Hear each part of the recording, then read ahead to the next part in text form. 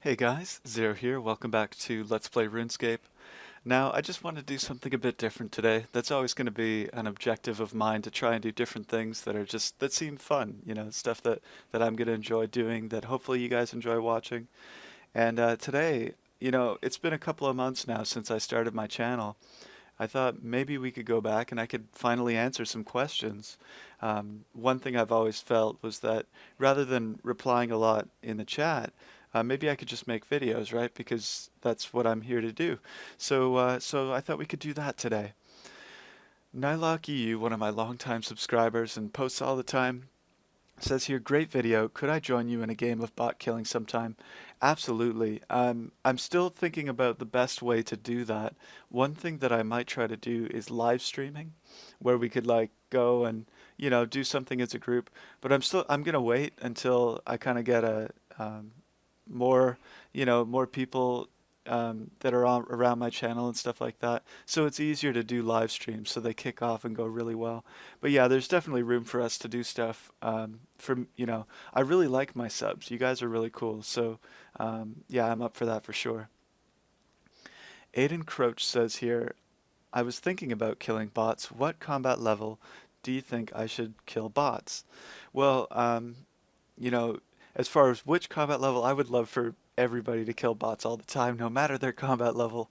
But the green dragon bots in the wilderness are usually around level 192 to 200, and it's usually closer to 195 to 200.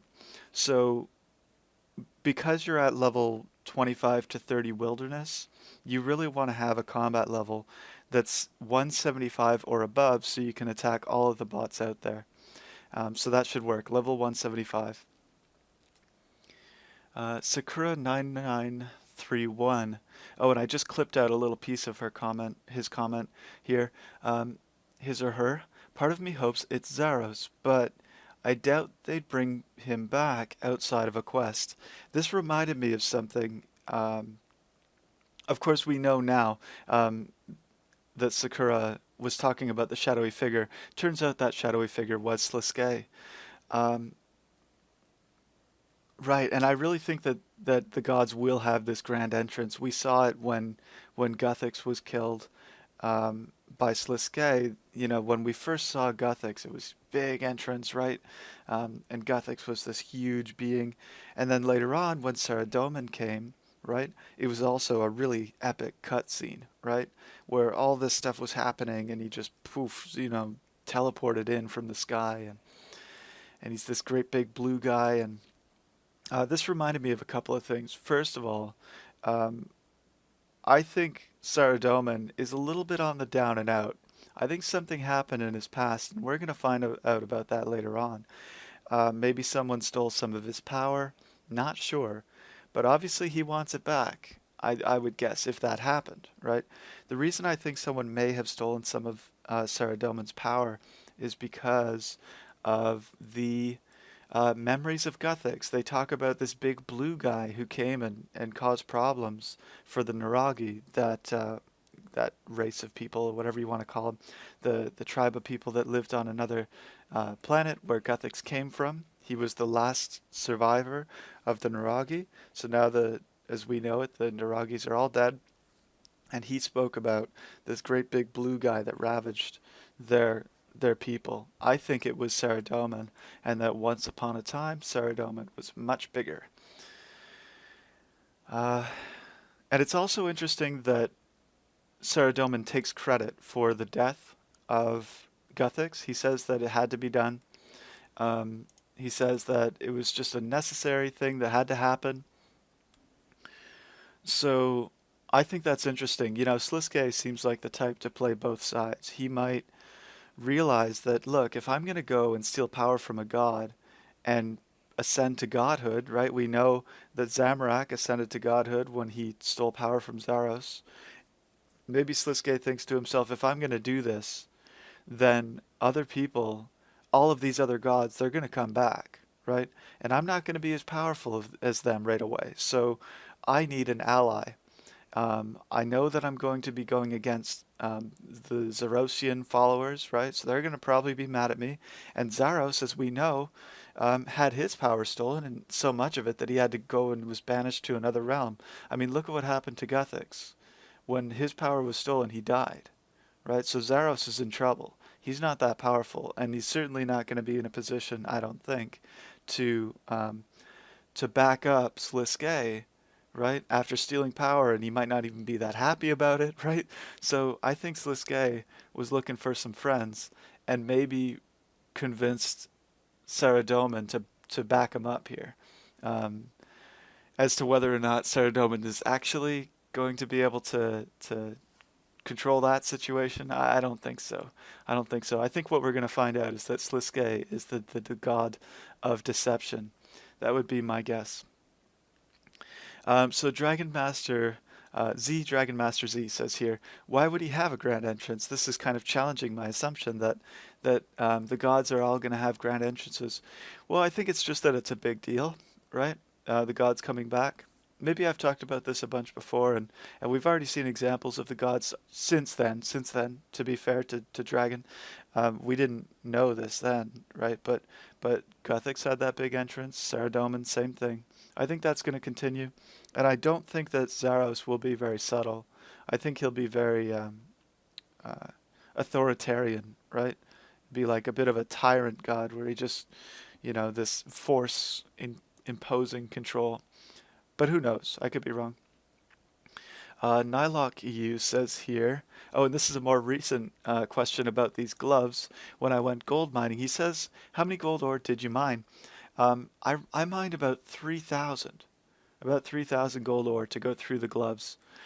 Quite a few. Took a while, but yeah, around 3K. So Player Ball says, I believe the amount received from Sumid's gloves is based off of total level. You're right about that. That's something I didn't know at the time when I made that video. So my total level was 156 when I went through the gloves, and I made about 3.2 million. I actually cleared my pouch and went and used the second pair of gloves completely without anything in my money pouch to see how much it was worth. And after a great deal of time, you can see there, I got about 3.2 million at the end of it, with my total level at 2156. So I mean that's a lot, right? That's a lot for these gloves. And I actually got a third pair yesterday. I found out you can also do melee training, so I've been doing that because you guys know I'm going for level 99. It's going to take about 24 hours, I think. I think I've got to do like 24 hours of strict training, so that's going to take more than a week. I was a little ambitious, and we're not going to get there at the end of a week from when I said that. But I'll keep at it. We'll get to 99. So yeah, these gloves, they're a little bit overpowered, I think. I think that they were a little bit too ambitious with these. But here's the thing, we know with the Squill of Fortune, people have said now that, oh, this is the last straw. We finally know now. We finally know now that they're really just selling gold. They're selling experience. They're selling some other advantages, cosmetic items and stuff like that. So why is that a problem, right? Because I think it's a good question. I think that the problem occurs when Jagex and all of us, we were so behind this goal. We all wanted to get rid of the bots. We all wanted to get rid of the gold farmers and fight them, right? Because they were causing problems in our game by gold farming, right? So then, if the provider of our content, the game that we really love, right? If they go and it kind of become the thing that we've been fighting, the thing that we've been trying to get rid of all these years, right? That's very confusing. That's very confusing when Jagex starts selling gold. And that's really what it is. That's really what it always has been. So, there should be no confusion about that. This really is what it is. Now, is that okay? Right? I think that's a separate question. And I would like to consider that the answer is not clear. I wish it were. It'd be nice if it were, right? But it's not. There's two ways to fight gold farmers. The way they've, these illicit gold farmers, if we want to call them that. One, we can try and get rid of the bots, and Jagex has been doing that for years. They really have. They've been getting rid of bots, banning them for years and years. Ooh, system update. Oh, that must be the Castle Wars update. Okay, I'm probably going to go and check that out after this next video. So, right, so there's two ways to fight them. You can either get rid of the bots, or you can compete with them and offer a better service, right? And the Squeal of Fortune is that better service, right? Um, it's a better service for a couple of reasons. First of all, they can offer items. They can offer unique items, things you can't get any other way, right? But also the money that you spend on spins is being put back into the game, and we see that. We see that in the new quests and in the stuff that they're doing with this game. There's going to be some problems though, because the people who are paying for these spins, they expect to get a good return on the money they're investing. But if the profit margin on spins is very large, then people aren't really buying spins when they buy spins, right? They're buying content in the game that everybody uses. And maybe some people will say to themselves, look, I don't, I want to get what I'm paying for, right? I want my money to be a good investment. Um, so I think that's going to be a tough question, right? And that might make people who are really into buying spins say to themselves, I want to get something more for the money I'm investing. Um, I think that's going to be a really tricky conversation, and that's a problem that's yet to come. That's still on the horizon. Um, but also, when you create something like these gloves and you basically inject currency, you inject gold out of thin air, right? You're just putting money in the game, injecting money into the game. Poof, there it is. People didn't really grind for it the same way they would if they were, going out and killing dragons and collecting the gold. Or, I mean, even high-level alchemy is adding a lot of money into the game. It starts to um, devalue the game currency, right? When you create other ways to inject money into the game.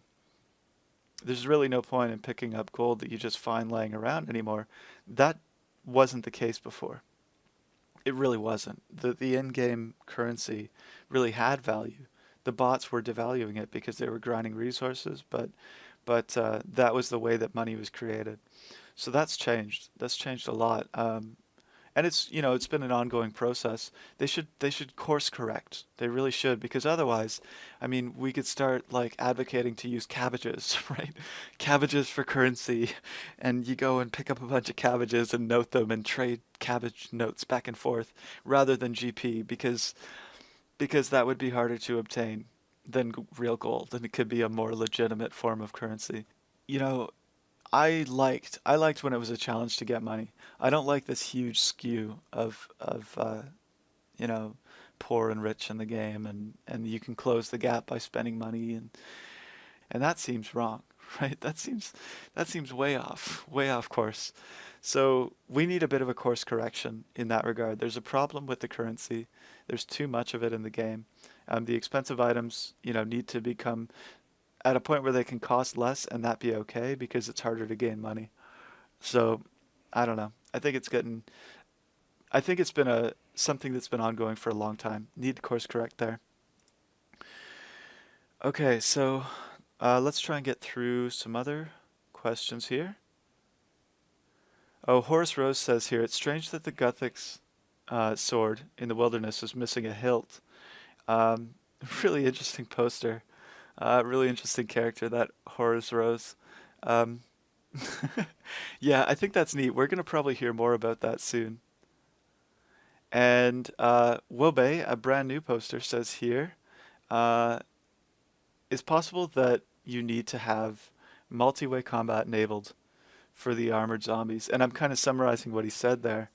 Um, yeah, I think you're right about that. I think that if I'm going to go and kill armored zombies, you got to put on multi-way combat, and then you'll be able to attack them. So we're all out of time, guys. Sorry to cut this short. We got the system update coming, all that stuff. So thanks very much for watching, guys, and we'll have another video soon. I'll talk to you later.